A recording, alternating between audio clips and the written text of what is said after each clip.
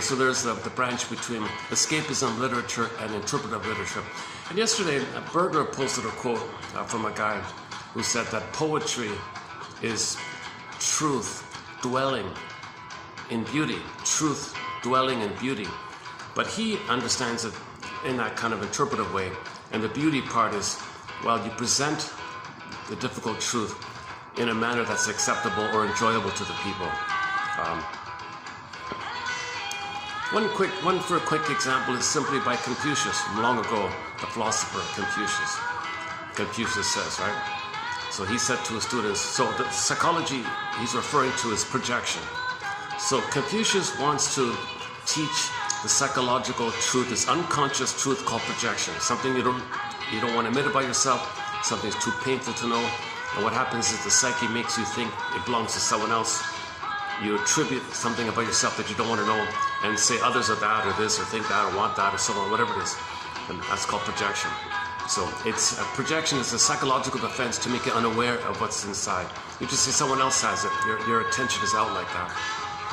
At the same time, Confucius realized that projection is the means of bringing this repressed material to your consciousness. So he tried to present. So that's the truth part. So poetry is truth dwelling in beauty. So the beauty, any kind of way of presenting it that's palatable for people or likable for people or easy for people to follow. So he gave this little story, this little anecdote. Dear students, when I'm in a party of 3, I always have 2 teachers. To the one I admire, I study from him, I learn from him. To the other in whom I see traits that I don't like, I search for those very same traits in myself. So look at that, eh? That simple little story, kind of nice little story, but it conveys a deeper, challenging psychological truth like that. Right? So most of the time, things you're saying about others, you might not be sure. Are you being objective, or is it just you're talking about yourself and it's too painful to know, so to not know what you say, someone else has it. So first scrutinize yourself, first investigate. Could I be talking about myself?